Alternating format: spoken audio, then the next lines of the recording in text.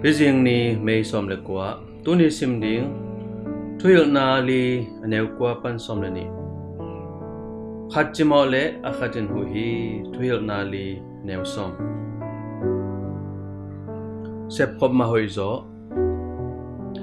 megi in kham thei zang hi manin kum som sung bang thong ke zelin suak ta zel hi nun tang na ke khel keile lut zel ding hi tole hans ke chi zatui tam zat luan na hangin a khut tan khera kul dek tak miki khel khat to ki to kha hi to pen hansin pasian tunga kap komin hu na ka nget chil na hi chi hi pasian in atunget na donga kham thei jangte so ta na ding a hu siam mi hoi khat so hi stong sup ki chia to bai hom na to thong kia khat aso tak changin ami za ta la ka a ki hel ki thei na ding in pan piu hi to bai hom na panin megi pen kilam king na ina tengin kham thei zong jang non lo hi tuna hi le hansin ama le alom te pilsin na sep ki patta na ki kep na le in kwan vai te a hu in pan pi hi ilai siang towin sep khop na thu pit zia hongil hi mi khat sangin mini hoi zo hi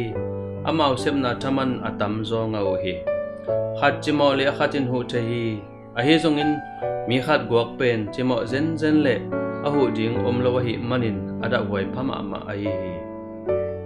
agil kial khwal jin mi khatin khomi te samin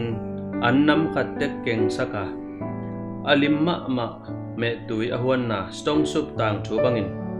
hilai siang towin sep khop kom khop pen hoi zo in tha zo chi ong laki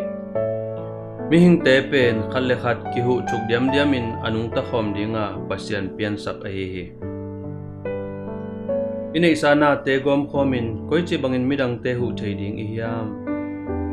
nang khotwala ding in bang stong sup na bol ding hiam pasiano midang te to pang khomin hu na thupi ka piak zo nang hong hu in amen.